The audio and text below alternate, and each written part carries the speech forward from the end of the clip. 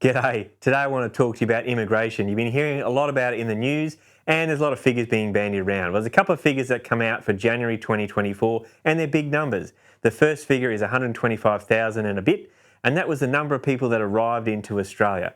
That number doesn't mean much unless you have the net figure, and the net figure was 55,000 and a bit. And the net figure is the number of people that sort of remained in the country. So the 125,000 figure was a total number in. The 55,000 was taking away the people that left, right? The people that went abroad or moved overseas and all that sort of stuff. So 55,000 is the figure you want to look at.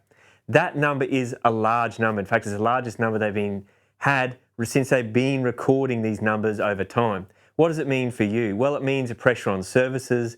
It means a pressure on rents. It means that there's 55,000 more people here that need accommodation, okay? And so you can see where this is going. From a property perspective, you need to keep an eye on these figures. Now, they do go up and down, and that could be a really large number, just an anomaly, right? If you try and extrapolate that out and you say it's 660,000 odd people a year or 700 or whatever the figure is, that's not really necessarily a fair way to work those figures. You've got to monitor it over time. But what it is showing that Australia is still a popular place to come and live, and with that, those people need somewhere to actually reside when they get here.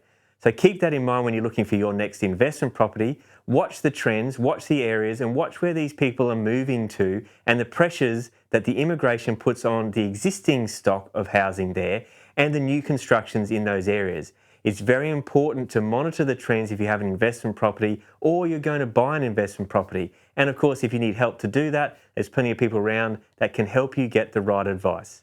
I'm Scotty North, and that was 2 Minutes Tops.